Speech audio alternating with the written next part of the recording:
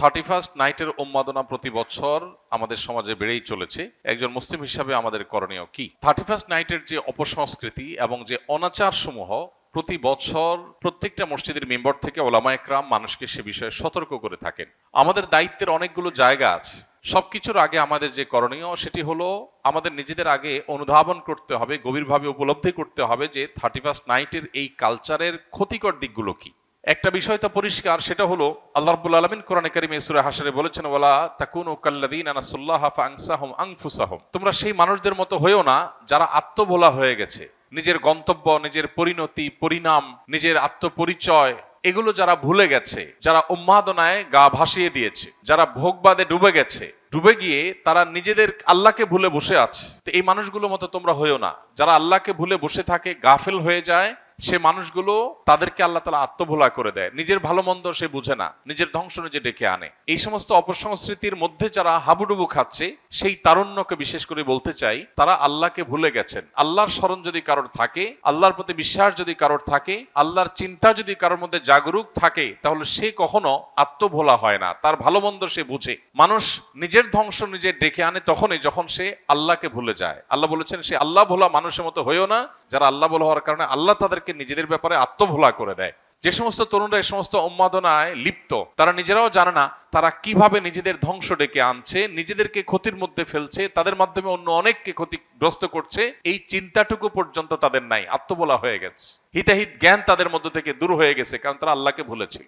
তো এই বিষয়টি আমাদের অন্তরে গেঁথে যাওয়া উচিত যে আমরা আল্লাহকে যদি সবসময় স্মরণে রাখি, তাহলে কোনো মানুষ, কোনো পাখি, কোনো অসুস্থ মানুষ, কোনো ঘুমন্ত মানুষ আমার দ্বারা কষ্ট পেতে পারে না। দ্বিতীয়ত, 31st নাইটের এই কালচার এটি এসেছে মূলত অগ্নিপূজকদের থেকে।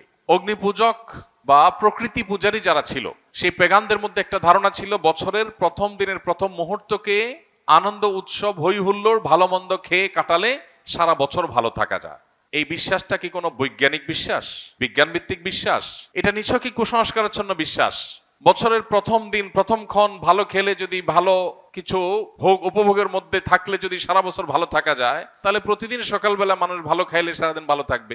ব্যাপারটা কি সেরকম ঘটে? প্রিয় ভাইরা আমার, আমরা যারা নিজেদেরকে মুসলমান হিসেবে দাবি করি, আমাদের জন্য তো এই কালচারে গা ডুবাবার কোনো সুযোগই নেই। যে সমস্ত মানুষরা নিজেদেরকে তথাকথিত বিজ্ঞান মনস্ক বলে, তারা কোন যুক্তিতে, কোন চিন্তায় বছরের প্রথম মুহূর্তকে আনন্দ করে হই হুল্লোড় করে কাটায়? কি কারণে? কোন যৌক্তিক কারণ ছাড়া কেউ যদি হাসে, যৌক্তিক কোনো কারণ ছাড়া যদি কেউ কাঁদে, তাহলে তাকে আমরা বলি পাগল বা অসুস্থ, বিকৃত মস্তিষ্ক। হঠাৎ করে বছরের 365 রাতের মধ্যে একটি রাতে এসে 12টা 1 মিনিট আপনি আনন্দ করছেন, হই হুল্লোড় করছেন, আতশবাজি করছেন, পটকা ফুটাচ্ছেন, 12টা 1 মিনিট হওয়ার সাথে সাথে লাফালাফি শুরু করছেন। কারণটা কি? কি এমন হয়েছে যে আপনি লাফালাফি করছেন?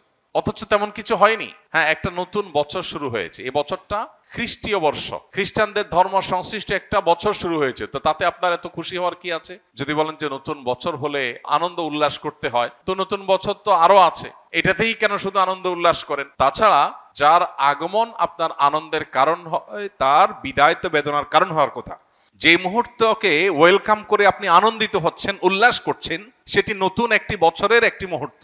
সেটা যদি আপনার আনন্দের কারণ হয়, তাহলে তার এক মুহূর্ত আগেই তো আরেকটি বছরের বিদায় ঘটেছে, তখন তো আপনি কাঁদেননি। যে আসলে আপনি খুশি হয়ে যাচ্ছেন, তার বিদায় তো আপনার ব্যথিত হওয়ার কথা, কিন্তু সেটা তো হচ্ছেন না। তাহলে বোঝা গেল এটা একটা অযৌক্তিক উৎসব, যে উৎসবের পেছনে কোনো লজিক্যাল গ্রাউন্ড নাই, কোনো যৌক্তিকতা নাই, হাসির কোনো কারণ নাই। এই উন্মাদনা, এটা কুসংস্কারাচ্ছন্ন বিশ্বাস থেকে আসছে। এই চিন্তা, এই ভাবনা আমাদের নিজেদেরকে আগে ভালো করে রপ্ত করতে হবে, এরপর আমাদের তরুণদেরকে বোঝাতে হবে। এরপরে যে বিষয়টি আমাদের লক্ষ্য করা দরকার, সেটি হলো আমরা প্রতি বছর দেখি এই আতশবাজির ফলে আমাদের সমাজে মানুষের জীবনের নিরাপত্তা এটা হুমকিতে পড়ে, স্বাস্থ্য ঝুঁকি তৈরি হয়, পরিবেশ বিপর্যস্ত হয়, তরুণদের মধ্যে ভোগবাদের উন্মাদনা তৈরি হয়, নীতি নৈতিকতা, আখলাক এটার অবক্ষয় ঘটে। এই সবগুলো বিষয় এই একটি অপসংস্কৃতির মধ্যে আছে। অন্য কোনো অপসংস্কৃতির একটার মধ্যে এত খারাপ দিক নাই। গত কয়েক বছর আগে প্লাস্টিকের কারখানায় আতশবাজির আগুন লাগার কারণে একজন নারী উদ্যোক্তা নিঃস্ব হয়েছেন, সব গণমাধ্যমে সংবাদ হয়েছে, কিন্তু আতশবাজি থামেনি। একটি শিশু মায়ের কোলে আতশবাজির বিকট আওয়াজে হার্ট অ্যাটাকে মৃত্যুবরণ করে তিনি, তার ঘটনাটি আদালত পর্যন্ত গিয়েছে, কিন্তু আতশবাজির এই উন্মাদনা এখনো থামেনি। এরকম না জানা বহু ঘটনা ঘটছে। প্রতি বছর আমরা দেখতে পাই বিভিন্ন ভিডিও ফুটেজে যে বিভিন্ন জায়গায় অসংখ্য পাখি মরে পড়ে আছে। কারণ আতশবাজির যে ধোঁয়া, এই ধোঁয়া এতটা বিষাক্ত যে এ বিষয়ে বিশেষজ্ঞগণ বলেন যে পার্টিকুলেট ম্যাটারের পরিমাণ আকাশে সাধারণত যা থাকে তার চেয়ে কয়েক গুণ বেড়ে যায় আতশবাজির আগুনের ফলে। এর কারণে বৃদ্ধ, শিশু, শ্বাসকষ্টে ভোগা রোগীরা যারা আছেন, এটা তাদের জন্য অনেকটা নীরব ঘাতকের মতো ভূমিকা আসে এবং তাদের জীবনকে ধ্বংসের দিকে নিয়ে যায়। ঠিক একইভাবে এই বিকট আওয়াজের কারণে মানুষের কানের যে সহ্য ক্ষমতা আছে সেটার চাইতে বেশ খানিকটা বেশি আওয়াজ তৈরি হওয়ার কারণে এর ফলে মানুষের হার্ট অ্যাটাকের সম্ভাবনা তৈরি হয়, অসুস্থ মানুষদের আরো অসুস্থ হওয়ার, মৃত্যুর মুখে ঢলে পড়ার আশঙ্কা তৈরি হয়। পশু পাখি, বিশেষ করে ছোট ছোট পাখিগুলো যেগুলো আছে সেগুলো মৃত্যুর কারণ হয় হার্ট অ্যাটাকের কারণে। অতএব এ ধরনের একটা স্বাস্থ্য ঝুঁকি আছে। ঢাকা শহর, চিটাং শহর সহ গোটা বাংলাদেশের সব শহরগুলো প্রায় বৈদ্যুতিক তারের যে জাল, সে জালের নিচে মাথার উপরে বৈদ্যুতিক তারের বিশাল বেছানো জাল যে শহরে আছে, সেই শহরে আতশবাজির আগুন যদি কোনো জালের উপরে গিয়ে পড়ে, সেখানে শত শত মানুষ পুড়ে ছাই হওয়াটাও অস্বাভাবিক কোনো বিষয় নয়। তো এই পরিমাণ স্বাস্থ্য ঝুঁকি যেখানে আছে, পরিবেশের বিপর্যয় যেখানে আছে, যেখানে আরো নানাবিধ ক্ষতি আমাদের নিহিত আছে, তরুণ প্রজন্ম তাদের অনেকে এই রাতে মাদকের দিকে হাত বাড়ায়। যে পরিমাণ মাদকের ছড়াছড়ি এই রাতে হয়, সারা বছরে অন্য কোনো রাতে এত বেশি মাদকের ছড়াছড়ি হয় না। তাহলে মাদকের ছড়াছড়ি বলুন, অশ্লীলতা বলুন, বেহায়াপনা বলুন, অপচয় বলুন, উন্মাদনা বলুন, তারুণ্যের মধ্যে বিশৃঙ্খলা ভাব বলুন, এই সবগুলো আমাদের সমাজের বিপর্যয় ডেকে আনে। এই একটা অনাচারের পেছনে এতগুলো বিপর্যয় যখন আছে, সামাজিকভাবে আমাদের কর্তব্য হলো এগুলোর বিরুদ্ধে প্রতিরোধ গড়ে তোলা। আমি আইন হাতে তুলে নিতে কাউকে বলছি না। আমি বলছি যে আইন শৃঙ্খলা রক্ষাকারী বাহিনী প্রতি বছর নিষেধাজ্ঞা আরোপ করে, কোনো প্রকার পটকা যেন না ফুটানো হয়, আতশবাজি যেন না করা হয়, কিন্তু কে শুনে কার কথা?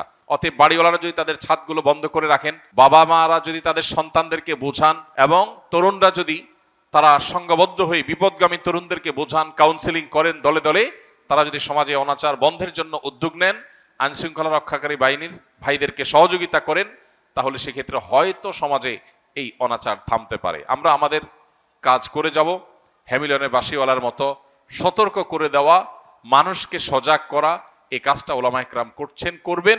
যদি মানুষ না শুনে, আমাদের জাতিকে যদি আমরা না শুনতে পারি, সেটা হবে আমাদের দুর্ভাগ্যজনক অধ্যায়। আল্লাহ তাআলা আমাদের তারুণ্যকে এই পশ্চিমা অপসংস্কৃতির ছবল থেকে রক্ষা করুন, এই অযৌক্তিক উন্মাদনা থেকে আমাদের তরুণদেরকে আল্লাহ তাআলা হেফাজত করুন।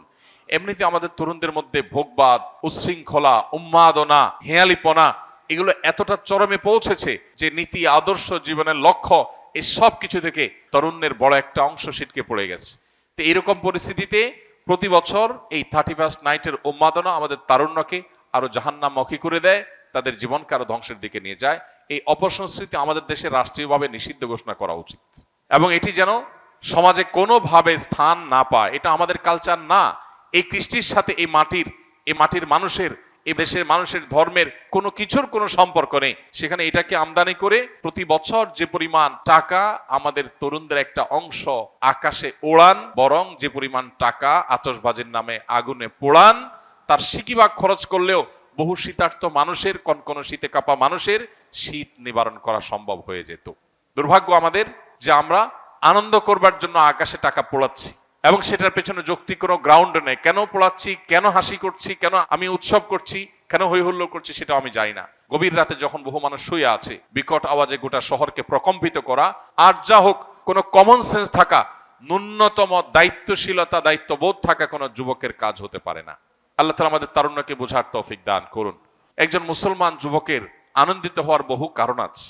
আপনি 31st নাইটের এই উন্মাদনার জন্য যে টাকা ব্যয় করে আনন্দিত হচ্ছেন, আমি জানি আপনি কিছু আনন্দ হয়তো পাচ্ছেন, কিন্তু আপনার এই বাজেট, এই সময়, এই শ্রম ব্যয় করে কিছু বন্ধুরা মিলে যদি পথের ধারে শুয়ে থাকা শীতার্ত মানুষদের কিছু গরম খাবার, গরম কাপড়, পোশাক যদি তাদেরকে উপহার দেন, তাহলে আপনার মধ্যে ওই আতশবাজির চাইতে অনেক বেশি আনন্দ বয়ে যাবে, আপনি অনেক বেশি মানসিক সুখ পাবেন। আল্লাহ আমাদেরকে বোঝার তৌফিক দান করুন। এই অপসংস্কৃতির ছবল থেকে আমাদের সমাজকে আল্লাহ তাআলা রক্ষা করুন।